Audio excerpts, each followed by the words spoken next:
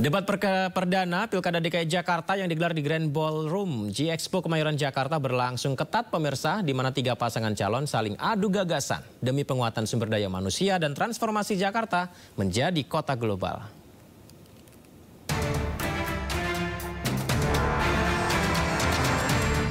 Debat perdana Pilkada DKI Jakarta yang diselenggarakan di Grand Ballroom G-Expo Kemayoran Jakarta berlangsung ketat.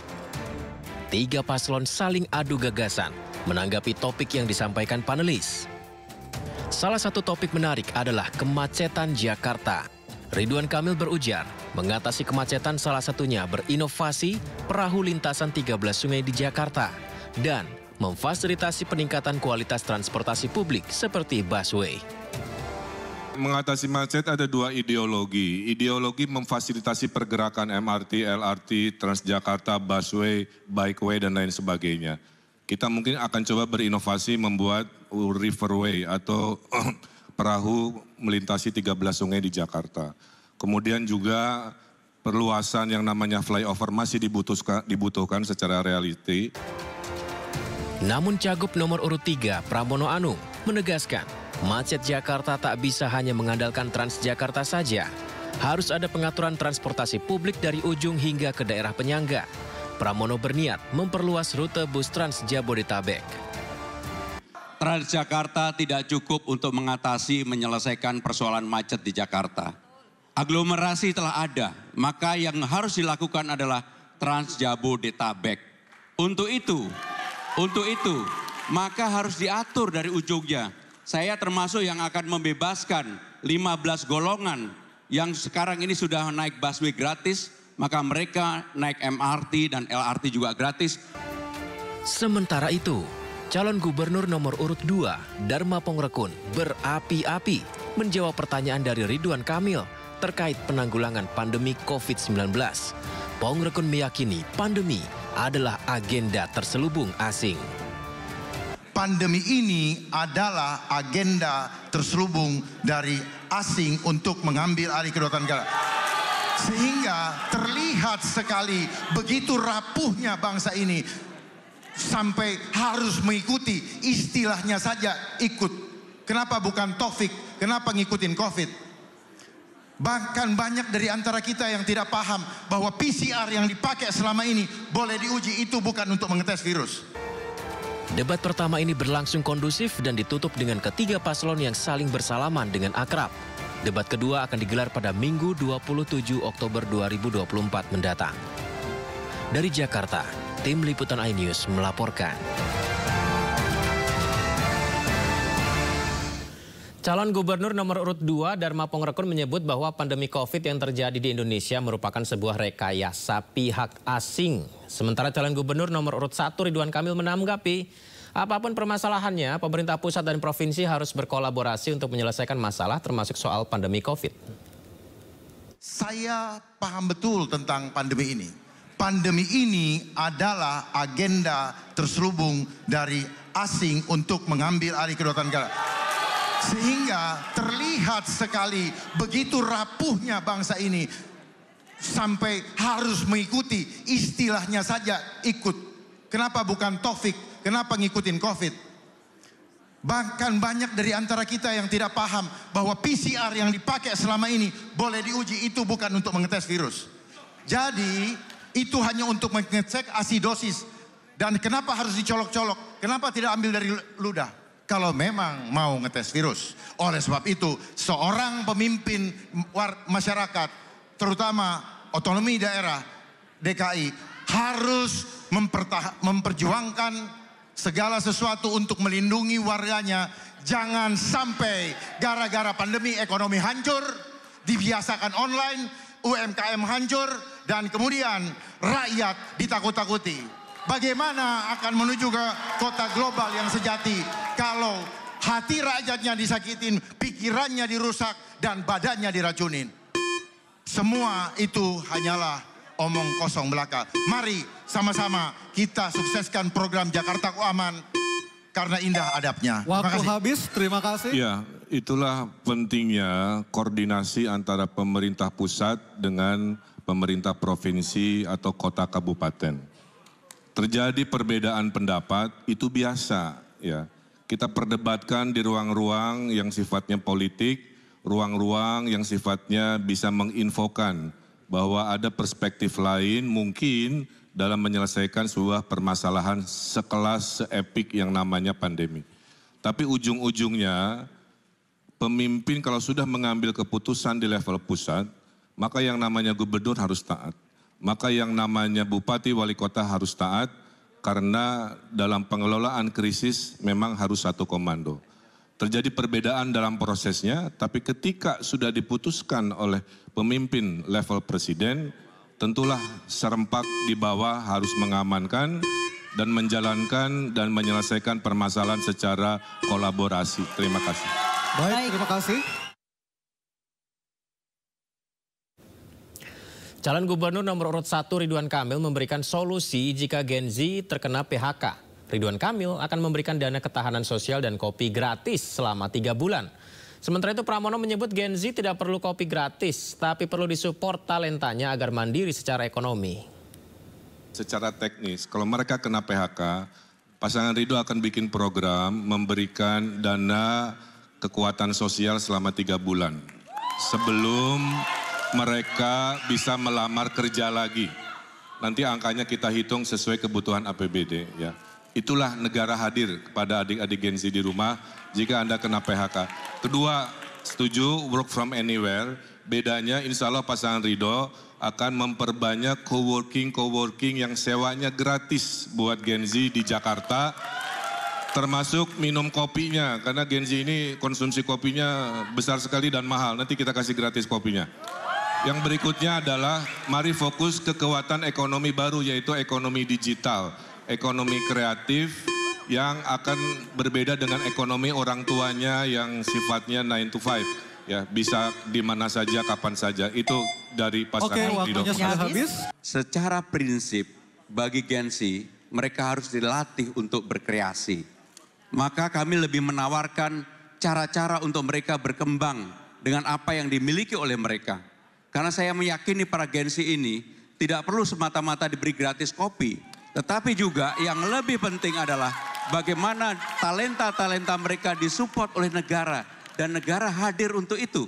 Saya tidak membayangkan dari hal-hal kecil, ekonomi kreatif di tingkat Gen Z ini luar biasa. Bahkan saya membayangkan kalau para Gen Z ini dilebatkan untuk panggung-panggung di Karang Taruna. Mereka jadi I.O. masing-masing di kelurahannya. Itu akan menjadi sesuatu income atau pendapatan baru bagi para Gen Z dimanapun para Gen Z itu berada. Terima kasih. 3 pasangan Cagup-Cawagup Jakarta telah melakoni debat perdananya. RK Suswono Darmakun dan Pramono Rano saling beradu gagasan tentang bagaimana membangun Jakarta menjadi lebih baik lagi. Nah, lantas siapakah dari mereka yang paling paham Jakarta? Untuk membahasnya lebih dalam, pemirsa sudah bergabung bersama kami melalui sambungan Zoom juru bicara RK Suswono, Angki Yudhistia, Ketua Tim Sukses Darmakun, Siti Fadila Supari, juru bicara Pramono Rano, Aldi Perdana Putra, dan pengamat politik Khairul Umam. Saya sapa narasumber saya malam hari ini. Assalamualaikum, selamat malam semuanya, apa kabar? Malam, Assalamualaikum. Terima kasih sudah bergabung di Dialog Sindo Prime pada malam hari ini. Saya ke Kak Angki terlebih dahulu. Kak Angki, menarik kalau bahas soal Gen Z ya.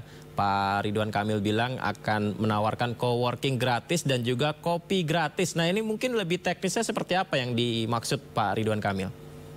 Baik, terima kasih. Kalau kita melihat karakter Gen Z itu kan memang karakter yang selalu fleksibel, yang mau bekerja di mana aja. Justru karena fleksibel, kreativitasnya itu selalu ada.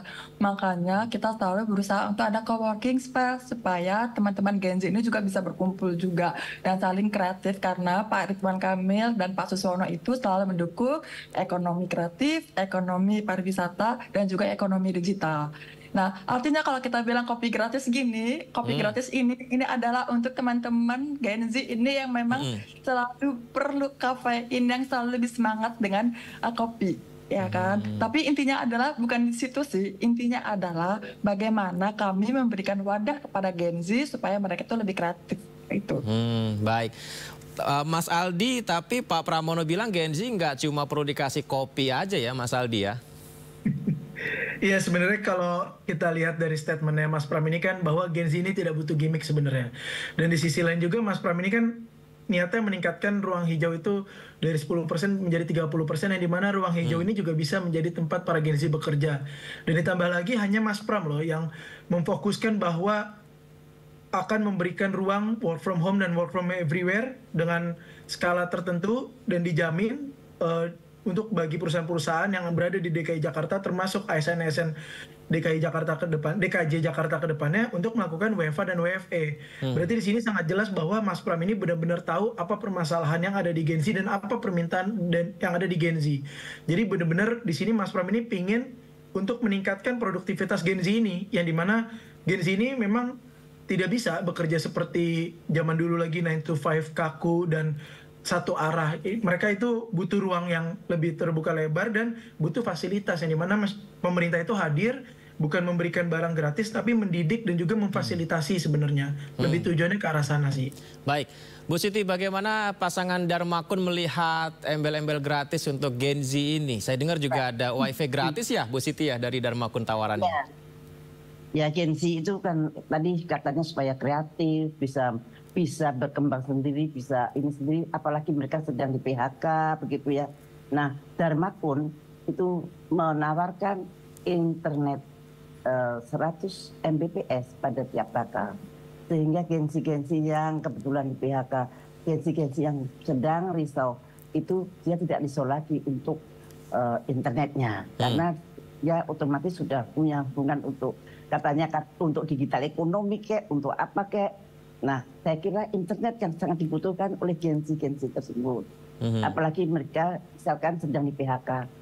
Jadi dia tidak perlu pergi kemana-mana atau bisa pergi kemana-mana, tapi dengan sangat mudah mendapatkan wifi yang gratis. Tidak usah keluar uang lagi untuk mencari warnet, tidak usah keluar lagi untuk membeli pulsa dan sebagainya. Jadi kita memberikan internet gratis 100 Mbps pada tiap kakak, dan terutama untuk Gen Z yang menengah ke bawah tentunya.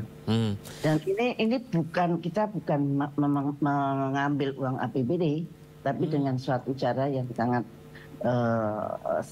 sangat apa ya namanya, sangat luar biasa yang dilakukan oleh Kun Wardana. Kun Wardana sangat ahli di dalam hal seperti ini. Jadi dia bekerja sama dengan APJI, yaitu Asosiasi Pengusaha Jasa Internet Indonesia.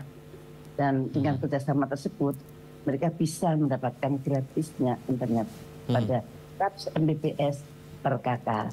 Jadi kalau mereka yang membutuhkan lebih 100 Mbps, ya tinggal menambah sendiri. Oke, baik. Wah, sebenarnya ini kalau digabungkan programnya ini ya, Gen Z dapat kopi gratis, coworking gratis, pelatihan gratis, kemudian wifi gratis. Wah, ini keren banget untuk Jakarta nih. Baik, soal Gen Z-nya kita beralih dulu ke soal kemacetan. Kang Angki, yang disampaikan oleh Ridwan Kamil ini adalah soal memaksimalkan bagaimana transportasi publik, MRT, LRT, busway dan sebagainya, serta juga ada melintasi 13 sungai perahu. Nah, itu gimana maksudnya Kang Angki? Oh iya, jadi Pak RK sama Pak Suswono ini artinya kita masalah transportasi tetap terintegrasi. Artinya Jakarta ini kan sebagai kawasan aglomerasi, dan kami pun juga ingin memperpanjang haltenya dari area-area kawasannya itu. Nah, artinya ini juga supaya juga untuk kita banyak orang-orang dengan kita yang aktivitasnya bekerja dari rumah ke tempat kerja itu nggak perlu melintas jauh. Nah, untuk untuk tambahan yang kawasan sungai ini kan juga bukan hanya ruang hijau aja, tapi ruang biru yang dimana kita memaksimalkan dari antara sungai satu ke sungai yang lain. Tapi pada prinsipnya sih intinya adalah bagaimana kita ini juga memperpanjangkan akses kita terhadap daerah-daerah aglomerasi itu, karena Jakarta ini kan kita dekat dengan daerah-daerah itu, karena seperti itu. Baik, yang disampaikan oleh Mas Pram ya, Mas Aldi, ini tidak cukup mengatasi macet Jakarta dengan hanya gunakan Transjakarta atau busway saja. Ada Transjabodetabek yang saya catat. Transjabodetabek kan juga ada untuk wilayah Bekasi, Depok dan lain sebagainya. Ini seperti apa yang dimaksud Mas Pram, Mas Aldi? Jadi sebagai aglomerasi ini kan harus adanya menjadi kerjasama transportasi antar wilayah-wilayah penunjang dengan wilayah Kota Jakarta kan. Yang dimana seperti yang disampaikan Mas Pram, kita tahu bahwa Kota Jakarta ini ketika malam hari itu tersisa 9 juta, tapi ketika produktivitasnya itu mencapai 14 juta. Berarti yang dimana sebenarnya masyarakat di sekitar Jakarta ini masuk ke dalam Jakarta, memenuhi Kota Jakarta. Nah, solusinya adalah kita mungkin menambah dari jumlah transportasinya, menambah terminalnya, menambah transportasinya dalam bentuk apapun itu, dan juga terintegrasi dari setiap daerah agar orang-orang yang masuk ke Jakarta ini tidak menggunakan mobil pribadi. Kenapa? Karena mobil dan kendaraan pribadi, mobil motor, itu memang menjadi salah satu sumber kemacetan yang dimana menjadi penumpukan di bottleneck jalanan-jalanan Jakarta. Sehingga ketika kita menambah fasilitas dan memperbanyak dan mempermudah untuk transportasi dari dan keluar Jakarta, itu otomatis membantu masyarakat yang tinggal sekitar Jakarta maupun di Jakarta ini agar naik di kendaraan umum, sehingga volume kendaraan itu akan sangat berkurang. Itu sih paling untuk bicara transportasi. Dan di sisi lain juga untuk berbicara transportasi, kami juga tidak hanya terfokus terhadap di kota juga untuk menangani kemacetan, tapi kita tidak meninggalkan Pulau Seribu, yang dimana Mas Pram ini menjanjikan waterway Transjakarta dalam bentuk kendaraan laut, yang dimana bisa menjadi penyeberangan antara Pulau 1 ke Pulau 2 ke Pulau 3, yang dimana itu translaut lah bahasanya waterway ini, yang dimana menghubungkan seluruh Pulau Seribu sehingga produktivitas di Pulau Seribu pun juga naik. Itu sih. Baik, Bu Siti, yang menarik dari Pongrekun menyampaikan bahwa solusi macet yang disampaikan kedua cagup DKI baik dari Ridwan Kamil ataupun Pramono benar, tapi harus ada prioritas dan juga membangun adab dan peningkatan pelayanan. Maksudnya gimana, Bu Siti? Ya, soalnya kalau transportasi terintegrasi itu sebetulnya sudah ada blueprintnya. Jadi kita tinggal meneruskan saja. Mau ditambah atau tidak tergantung dari optimalisasi. Jadi kalau Dharma pun lebih mengutamakan dulu Jakarta dulu kita optimalkan. Kalau rencana dari Pak Parmono Anung itu bagus, tetapi waktunya cuma 5 tahun. Mana yang diprioritaskan? Menurut saya Jakarta lebih dulu diprioritaskan. Karena Dharma Kun itu adalah seorang polisi, dia tidak terlepas dari, dia ingin meregulasi lalu lintas untuk agar supaya pengemudi mobil pribadi itu memilih memakai transportasi publik. Caranya seperti apa? Memakai aturan-aturan baru lalu lintas. Misalkan tidak boleh masuk ke Jalan Sudirman misalkan. Tetapi konsekuensinya kita harus membuat suatu kantong-kantong parkir yang menggunakan tanah pemerintah untuk memarkir mobil-mobil pada orang-orang yang menggantikan mobil itu menjadikan transportasi publik. Selain itu juga ada dari turunnya dari halte itu ke tempat ini bisa disambung dengan micro transportation. Nah itu, dan kemudian lebih diperbanyak halte-halte yang mendekati tempat tujuan para pengguna. Dan kemudian sungai Dharma pun mempunyai cita-cita untuk membeningkan air sungai sehingga sungai itu berfungsi sebagai transportasi juga, tetapi juga sebagai pariwisata seperti di Amsterdam. Dan itu kita mempunyai suatu teknologinya. Teknologinya tentu saja tidak bisa saya katakan di sini bagaimana menginikan itu. Dan satu lagi memperbanyak fasilitas-fasilitas untuk difabel. Karena fasilitas-fasilitas untuk difabel transportasi publik saat ini masih sangat kurang. So that's why penggunaannya baru 20%. Ini yang membuat harus dioptimalkan dulu. Jangan buru-buru mau membangun sana, bangun sini, padahal di sini pun baru 20% penggunaan. Wah, baik. Ini sangat menarik sekali ini ya, Bang Hoirul, dari persoalan Gen Z dan barusan adalah persoalan kemacetan. Tapi ditahan dulu Bang Hoirul, saya akan mengajak pemirsa juga untuk mendengarkan kembali pernyataan dari masing-masing cagup dalam debat semalam. Berikut ini pemirsa. Umum dan mobilitas merupakan kelemahan terbesar Jakarta untuk menjadi kota global. Pertanyaan, bagaimana program strategis dalam 5 tahun kepemimpinan Anda untuk mengatasi kemacetan di Jakarta? Kita perlu mengurai kemacetan dengan apa? Dengan membuat suatu compound yang tersentralisasi, di mana di situ ada tempat tinggal, ada pasar, ada sekolah, sehingga transportasi ini juga bisa terkonsolidasi dan dibuat minimal 500 meter dari pemukiman sebagai vendor daripada MRT atau LRT ataupun Transjakarta, yaitu mikrotransportasi yang terhubung satu dengan yang lain. Kemudian juga disiapkan kantong-kantong parkir yang nyaman dan aman supaya banyak orang yang mau naik transportasi umum karena keamanan kendaraan yang tinggal itu. Mengatasi macet ada dua ideologi. Ideologi memfasilitasi pergerakan MRT, LRT, Transjakarta, busway, bikeway dan lain sebagainya. Kita mungkin akan coba berinovasi membuat riverway atau perahu melintasi 13 sungai di Jakarta. Kemudian juga perluasan yang namanya flyover masih dibutuhkan secara reality. Ya. Nah, ideologi kedua yang pasangan Ridho akan kembangkan selama 5 tahun adalah mengurangi pergerakan.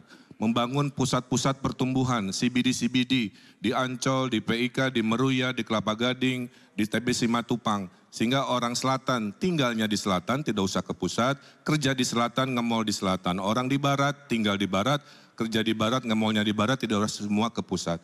Kemudian kita pergilirkan yang namanya work from home. Transjakarta tidak cukup untuk menyelesaikan persoalan macet di Jakarta. Aglomerasi telah ada, maka yang harus dilakukan adalah Transjabodetabek.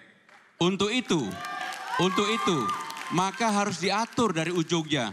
Saya termasuk yang akan membebaskan 15 golongan yang sekarang ini sudah naik busway gratis, maka mereka naik MRT dan LRT juga gratis. Baik itu dari Bekasi, dari Tangerang Selatan, dari Bogor, dan dari manapun apabila fasilitas itu ada. Kenapa itu dilakukan? Supaya orang berkurang banyak masuk ke Jakarta bawa kendaraan pribadi. Jadi maka dengan demikian yang paling penting untuk mengatasi kemacetan di Jakarta adalah Transjabodetabek. Bahkan kalau perlu sampai dengan Puncak dan Cianjur.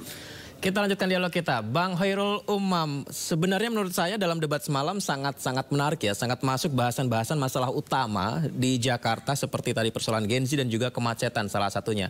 Tapi ternyata tidak sedikit yang memberikan penilaian debat semalam itu terlalu kalem. Nah menurut Anda gimana Bang Hoirul? Ya tentu ukurannya dulu kalem itu pada tahap seperti apa. Kalau misal kita merujuk pada pilkada di 2017 yang lalu, tentu spektrumnya sangat berbeda.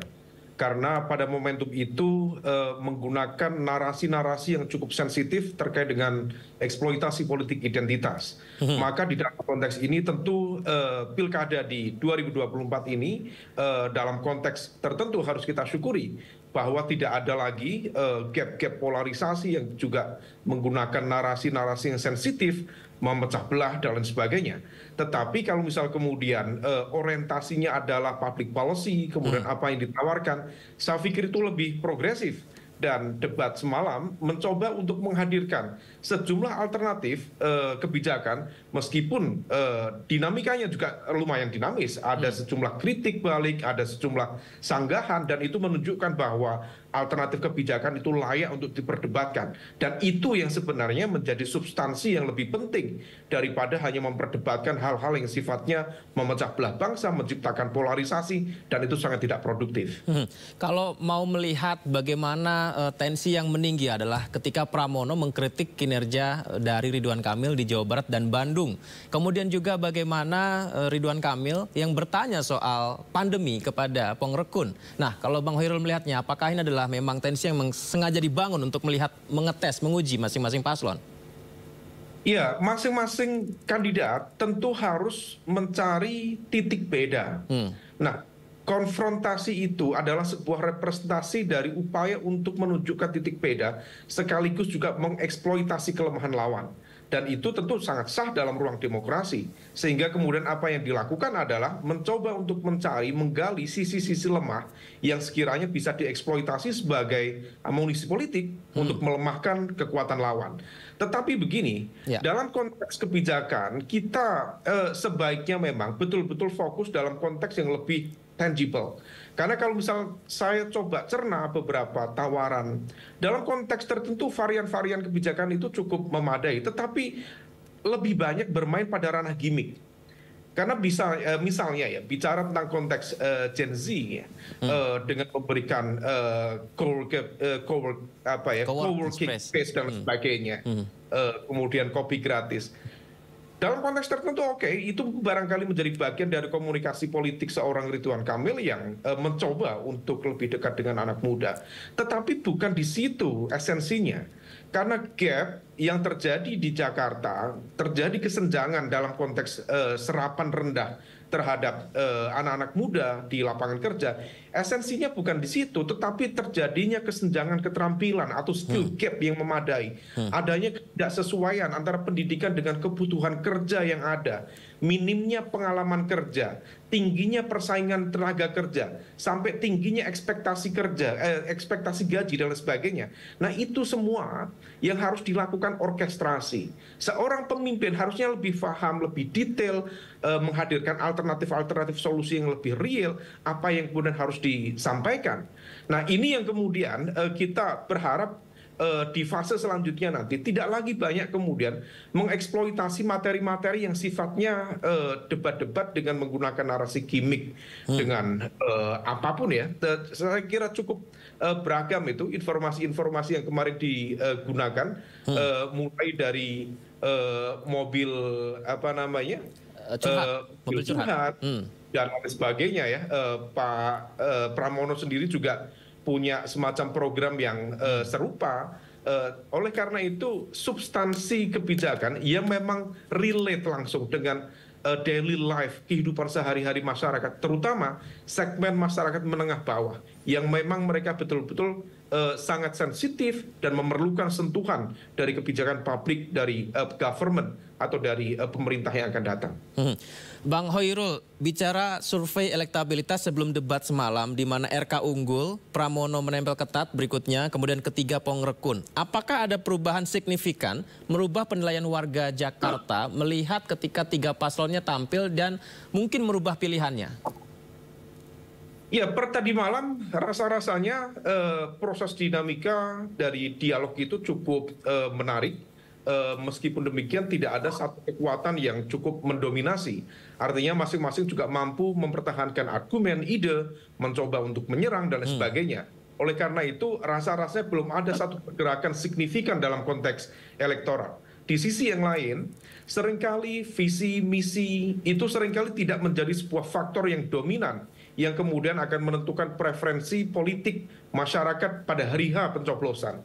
Nah, lebih banyak ditentukan misalnya oleh jaringan partai, jaringan non-partai, bahkan pada level tertentu terkait dengan serangan fajar, money politics. Nah, ini yang kemudian harus diantisipasi oleh semua pihak. Meskipun semua pihak harus mengantisipasi juga bahwa belajar dari pengalaman Pak Jokowi di Pilkada DKI Jakarta 2012 yang lalu, di mana waktu itu hampir semua lembaga survei memprediksi Pak Fauzi Bowo akan menang satu putaran. Tetapi kemudian dengan cara pendekatan yang sangat baik, dengan statement-statement penjelasan yang betul-betul down to earth, ternyata Pak Jokowi waktu itu mampu melakukan perlawanan. Sehingga kemudian ditarik pada pertarungan kedua dan akhirnya ternyata menang. Artinya hal itu memberikan pelajaran bahwa narasi, visi, misi, argumen, dan kemampuan untuk menyampaikan argumen-argumen yang kemudian relate dengan masyarakat di akar rumput ternyata juga meaningful dan juga impactful secara elektoral. Nah oleh karena itu dua sisi ini harus dimanfaatkan secara optimal sehingga kemudian potensi kemenangan bisa tercipta di pilkada yang akan datang. Baik. Kang Ki, ada yang mengkritik juga di media sosial, pasangan calon Ridwan Kamil Suswono ini cenderung memberikan statement yang tanda kutip gimmick daripada substantif. Menjawabnya seperti apa Kang Ki dari pasangan Ridwan Kamil Suswono? Oke. Kalau kita lihat jam terbang kita nggak bisa bohong. Pak Ridwan Kamil, Pak Suswono itu jam terbangnya sudah banyak sekali dan panjang sekali. Jadi bisa dilihat serangan dari manapun jawabannya tetap sangat elok dan sangat santai. Terbukti bahwa setelah dari debat kemarin kami tetap di nomor 1.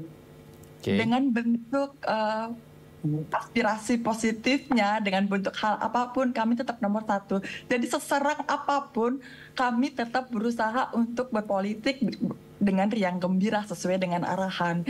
Jadi Pak Ridwan Kamil dan Pak Suswono ini selalu berusaha untuk membuat Jakarta itu lebih inklusif, Jakarta global lebih inklusif, dari gimmick apapun, tapi kami tetap meyakinkan bahwa seperti kami selalu merangkul disabilitas dengan adanya kartu disabilitas, KJP, Kartu Jakarta Pintar diteruskan, KJS, Kartu Jakarta Sehat diteruskan, KJMU, Kartu Jakarta Mahasiswa Unggul diteruskan, Kartu Lansia plus ditambah Kartu Pelayanan Rumah Ibadah dan juga untuk Kartu Yatim.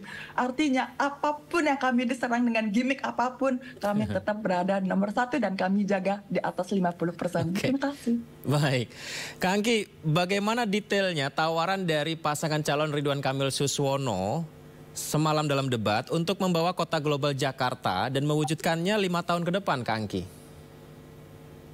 Untuk mewujudkannya dalam 5 tahun tentu. Jadi ini bukan tentang paslon saja, tapi bagaimana tentang ekosistemnya. Kami percaya bahwa tim yang sekarang, tim sukses ini adalah kerja keras kami. Bagaimana kami, visi misinya ada 63 halaman. Artinya pagi, siang, sore, malam kita selalu mikirin Jakarta. Apa masalah Jakarta? Kami selalu mendengarkan aspirasi masyarakat. Dan itu memberikan kami inspirasi dan tentunya memberikan kami inovasi untuk kebijakan-kebijakan yang pro terhadap warga Jakarta. Dan kita juga akan merangkul Gen Z, merangkul disabilitas, merangkul perempuan yang hebat di bidangnya, sehingga bisa mewujudkan Jakarta kota global dengan partisipasi aktif warganya. Karena paslon tidak bisa bekerja sendirian, kami perlu untuk saling bersinergi dan berkolaborasi. Baik, menarik. Mas Aldi, kalau jawaban dari Mas Pramono Rano soal Jakarta menuju kota global, ini adalah ada yang disampaikan rencana Jakarta masuk jadi kota global dunia, indeks kota global masuk 50 besar kota global 2029. Ini konkretnya seperti apa, Mas Aldi? Yang pastinya untuk menjadi Jakarta kota global yang harus dibangun adalah kekuatan SDM-nya, itu udah paling utama. Nah, terlihat juga Mas Pram ini benar-benar berangkat dari permasalahan dari akar rumput. Terlihat dari bagaimana cara pembangunan SDM kan. Di situ yang pertama pendidikan dulu. Pendidikan itu sangat peduli Mas Pram untuk meningkatkan pendidikan 12 tahun gratis sampai ke kualitas yang bagus, yaitu sekolah-sekolah swasta, ya kan? Berarti di sini adalah keadilan, setiap orang berhak mendapatkan pendidikan yang sama rata. Terus yang kedua, untuk meningkatkan produktivitas agar Jakarta menjadi kota global itu adalah setelah pendidikan, pelatihan secara gratis ini untuk bisa mempersiapkan para masyarakat Jakarta untuk bisa siap di dunia kerja. Pelatihan bersertifikasi 3 bulan sekali di setiap kecamatan.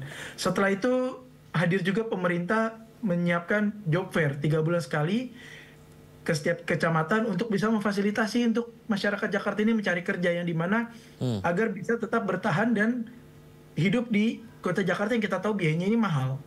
Itu kan. Nah, terus setelah itu untuk meningkatkan produktivitas juga adalah menyiapkan daycare di setiap rumah-rumah. Ini tujuannya apa? Ini meningkatkan ekonomi.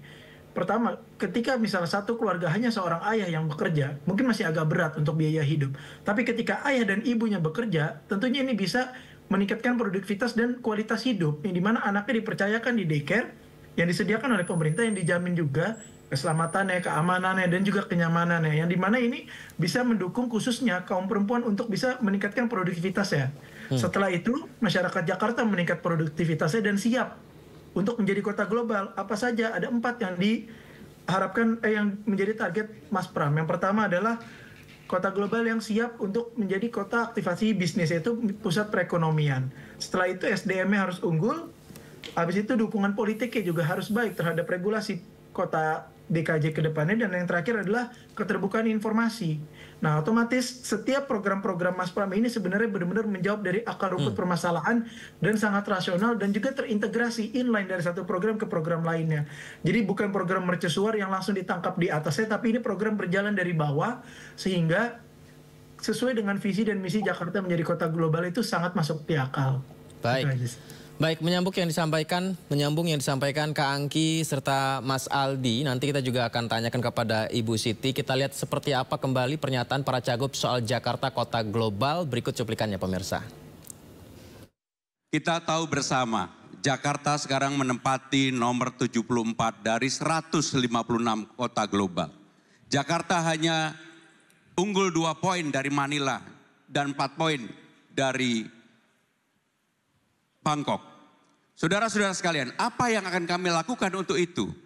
Kita tahu bersama, sebagai kota global, yang pertama yang paling penting adalah aktivitas bisnis atau perekonomian. Yang kedua, sumber daya manusia.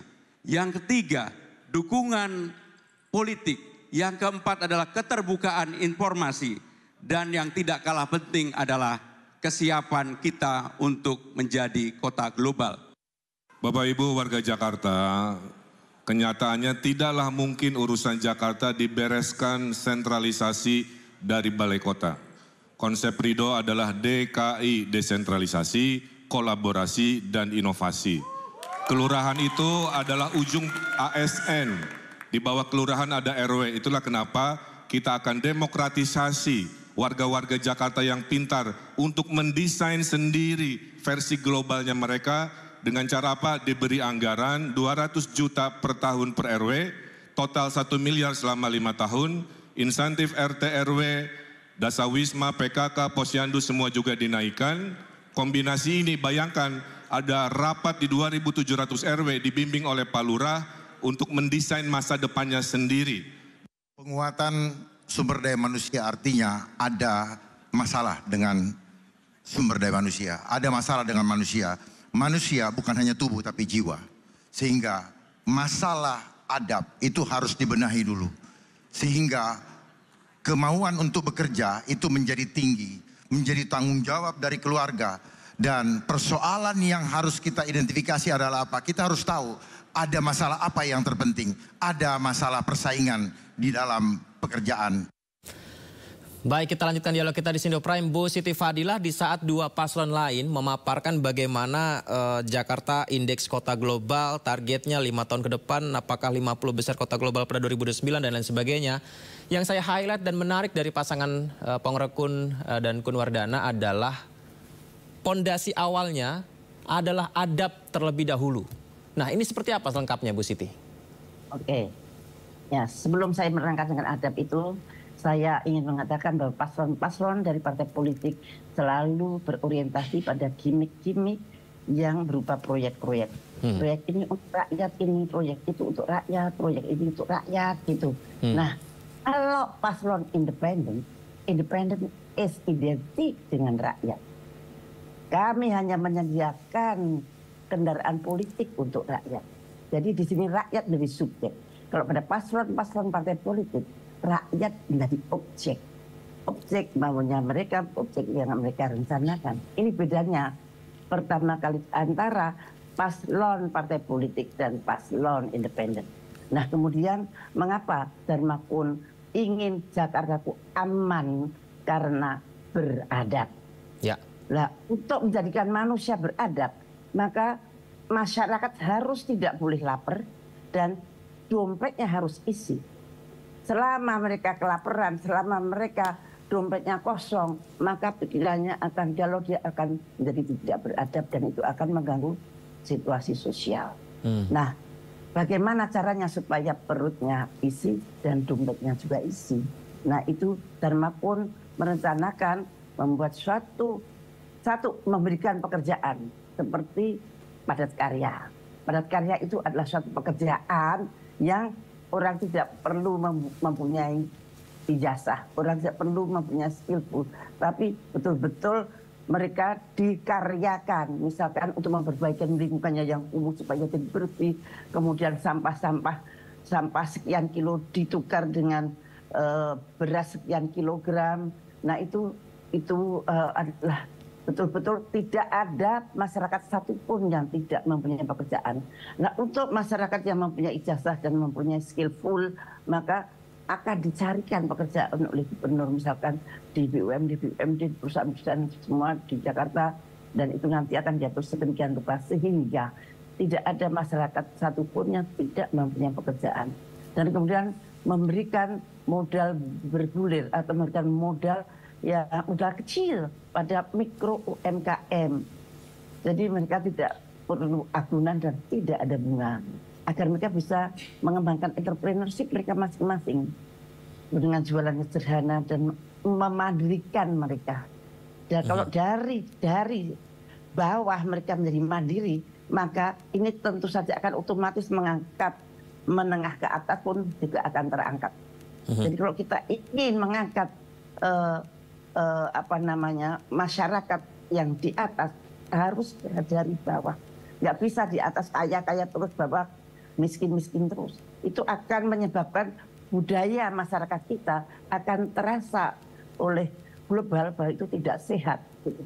Dan ini merupakan suatu nilai yang sangat penting untuk menentukan indeks global city. Jadi indeks global city itu sangat-sangat dipengaruhi oleh keadaan masyarakat seluruhnya. Contohnya Roma. Roma itu kan nggak ada bangunan-bangunan yang spektakuler. Jalannya tetap kecil-kecil. Dan kemudian tinggalan-tinggalan sejarah masih utuh semua. Rakyatnya sangat ramah, rakyatnya sangat sadar dengan pendatang-pendatang. Dia berapa itu indeksnya? 40-an. Kita di 74. Padahal bangunannya jauh lebih megah kita daripada di Roma barangkali. Nah, itu keadaan masyarakat itu harus diperbaiki dari bawah. Yaitu jangan sampai mereka perutnya lapar dan kantongnya tidak. Menarik sekali Bu Siti. Sepertinya dialog kita juga nggak kalah serunya dengan debat semalam ya. Baik, Bung Khairul, sebagai rakyat yang menyaksikan tentu boleh kita memberikan penilaian terhadap masing-masing paslon dalam debat Pilkada Jakarta semalam. Nah, tolong berikan pendapat Anda menilai kelebihan dan kekurangan masing-masing paslon yang sudah tampil semalam nih, Bung Khairul. Kelebihan dari Pak Ridwan Kamil tentu memiliki referensi yang cukup memadai dengan pengalaman yang juga cukup panjang ya terkait dengan upaya menghadirkan tata kelola pemerintahan lokal yang baik atau local good governance.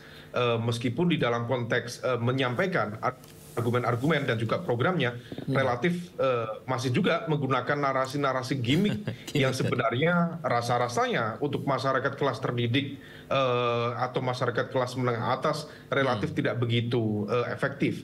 Tetapi barangkali masih dinilai efektif untuk menjangkau masyarakat di level menengah bawah atau secara pendidikan juga literasi politiknya barangkali juga belum memadai.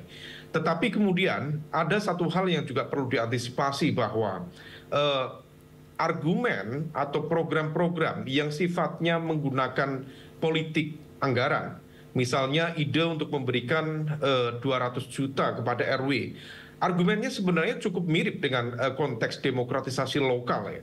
Jadi narasi atau ide-ide dari kekuatan mazhab neoliberal adalah percaya pada kekuatan deepening democracy.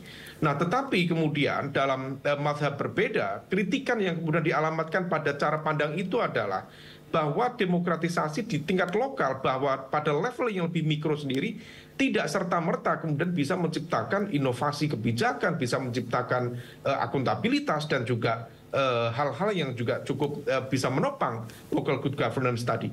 Buktinya misalnya desentralisasi berakibat pada decentralized corruption, dan hal itu terjadi. Dana desa itu idenya juga sama, diberikan supaya kemudian desa bisa bangkit. Tetapi yang ada ratusan triliun per tahun itu tidak dibekali dengan bagaimana kemudian pola pengelolaannya, inovasi kebijakan yang dihasilkan setiap tahunnya seperti apa. Yang ada di musim pemilu kemarin bisa dengan mudah dijadikan sebagai alat bargaining position untuk menjadi alat kekuasaan, menentukan ini bagian dari kekuatan politik yang mana. Nah, oleh karena itu, kalau misal kemudian menggunakan politik anggaran, ada baiknya juga dijelaskan 200 juta per RW atau 1 miliar selama 5 tahun. Alokasinya seperti apa, bagaimana cara mengorkestrasinya. Karena Jakarta Utara, Jakarta Timur, Jakarta Selatan, dan Barat masing-masing punya potensi yang berbeda. Industrinya barangkali juga berbeda, serapannya seperti apa, itu yang harus diorkestrasikan. Kalau misal kemudian hanya menggunakan narasi anggaran, hati-hati, itu bisa menjadi semacam politik transaksional yang menggunakan argumen alokasi anggaran. Kemudian Pak Darmakun, saya pikir beberapa argumen yang diajukan cukup genuine, meskipun beliau sendiri belum memiliki track record dalam konteks pemerintahan lokal, tetapi bagaimanapun juga dia mencoba untuk menghadirkan sisi beda dari paslon yang lain, sehingga kemudian argumen dilakukan juga cukup menarik ya, meskipun juga ada beberapa catatan yang tentu bisa dikritisi. Adapun kemudian Pak Pramono, saya pikir Pak Pramono memiliki pemahaman yang cukup komprehensif terkait dengan konteks dunia pemerintahan. Beliau lebih banyak memang di level state level government, bukan di local level government. Maka kemudian memang ada semacam burden sepertinya, sehingga kemudian beliau seolah kemudian membutuhkan contekan atau tulisan untuk mengingatkan kembali apa yang kemudian sebenarnya menjadi prioritas dalam konteks pembangunan di level Jakarta. Tetapi kritikan beliau, respon kritis beliau, saya pikir cukup diapresiasi. Dan dalam konteks ini, meskipun tadi observasi sebagian kalangan dianggap kurang begitu greget, ya, tetapi dalam konteks perdebatan gagasan, narasi, argumen kebijakan publik, saya pikir tetap harus diapresiasi. Bang Khairul, kalau sinetron Sidul Anak Sekolahan yang ditawarkan Pramono dan juga Rano Karno sering disampaikan, itu gimmick juga, kelemahan atau kelebihan, Bang Khairul? Dalam konteks tertentu juga ada sisi gimmick yang dimainkan. Tapi memang begini, ada penggunaan-penggunaan saya cermati dari paslon Pramono Anung dan juga Rano Karno, misalnya program maknya gitu ya, makan enak, tidur nyenyak, disingkat maknya. Dalam konteks tertentu itu adalah bagian dari sebuah komunikasi politik untuk kemudian membawa narasi argumen kebijakan lebih down to earth. Tetapi sekali lagi bahwa kemudian apa sih yang dibutuhkan publik dan apa yang ditawarkan itu harus match. Kalau misal kemudian yang dibawa itu sifatnya gimmick, dan gimmick itu sifatnya sesuatu yang sekedar menghibur atau sesuatu yang sifatnya hanya lip service, saya pikir itu menjadi pertanyaan besar dan hanya akan menyisakan memori-memori diksi saja bagi masyarakat. Nah, oleh karena itu, belajar dari pilkada-pilkada sebelumnya, gunakan argumen yang memang betul-betul menyentuh kehidupan masyarakat kita. Bukan hanya sekedar melanjutkan. Kalau soal kartu itu, ya itu nggak usah ada ide baru pun juga sudah otomatis akan dilanjutkan. Karena alokasinya sudah ada, peruntukannya sudah ada, maka tidak ada kebaruan di situ.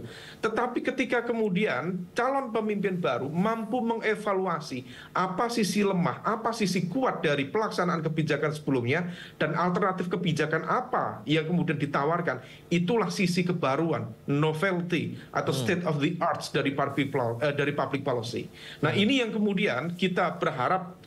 Gimmick nggak apa-apa, memang ini bagian dari ruang demokrasi, dan tidak semua masyarakat juga tidak suka dengan gimmick. Masih banyak juga yang suka dengan gimmick. Tetapi sekali lagi, engagement antara narasi dengan apa yang dibutuhkan publik, terutama kalangan menengah bawah, terutama lagi masyarakat pinggiran Jakarta, masyarakat yang terkategori miskin atau hampir miskin, itulah mereka yang harus disentuh oleh kebijakan publik ke depan. Baik, sebenarnya banyak sekali yang ingin saya tanyakan ke Kak Angki, Bu Siti, dan Mas Aldi, terutama juga Mas Khairul, tapi sayang waktu kita terbatas. Terima kasih banyak. Saya tidak sabar untuk menunggu debat berikutnya untuk 3 paslon Pilkada DKI Jakarta ini.